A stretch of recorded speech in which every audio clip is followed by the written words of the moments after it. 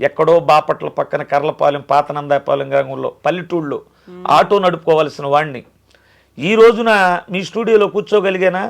ఇంకొకటి, నాగబాబు గారు వాళ్ళ మేనేజర్ చేత ఫోన్ చేశారు, చిరంజీవి గారి తమ్ముడు. నాగబాబు గారు రమ్మన్నారని మీడియా వాళ్ళు ఫోన్ చేశారు. సరే, పెద్ద ఆయన ఒక విధంగా చెప్పాలంటే అక్కడి నుంచి రావడానికి నాకు ఛార్జీలు కూడా కష్టమే మేడం, ఎందుకంటే మేము ఆటోలు దొరుకోవాలా, జీవనం చేసుకోవాలా. ముందులో ఛార్జీల సంగతి చెప్దాము అనుకున్నా, ఇది వాస్తవం ఎక్కడ చెప్పలేని మీ ఛానల్లో చెబుతున్నా.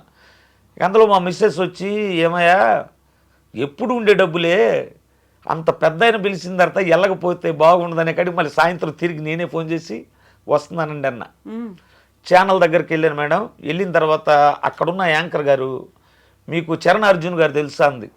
ఆయన తెలియని వాళ్ళు ఎవరు ఉంటారమ్మా, మొన్న విమానం సినిమాకి కూడా మ్యూజిక్ డైరెక్టర్ ఆయనే కదా, ఆయన పాటలు బాగుంటాయి, చాలామంది గాయకులను పరిచయం చేశారని చెప్పా. మీరు మాట్లాడతారండి లైవ్లో అన్న అని చెప్పింది.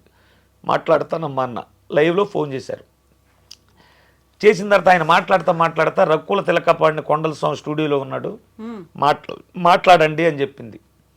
ఆయన కోసమే ఎదుగుతున్నాం మేడం, ఆయన ఫోన్ నంబర్ దొరకలేదు, మేము కొత్తగా సినిమా తీస్తున్నాం, ఏ చికిత్స అనే మూవీలో వినాయకుడు నేపథ్యంలో వచ్చే పాట ఒకటి ఉంది, ఇది అయిపోయిన తర్వాత స్టూడియోకి పంపమన్నారు.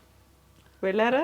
వెళ్ళానండి. మ్యూజిక్ స్టూడియోకి వెళ్ళిన తర్వాత నిర్మాతని, ధనరాజ్ గారు డైరెక్టరు, గరుడు వేగాంజీ గారు నిర్మాత, వారిని పిలిపించి ఈయన ఈ పాట పాడతాడని చెప్పగానే వాళ్ళు కూడా సంతోషపడ్డారు. ఈ రకుల్ తిలక వారు కూడా విన్నారు.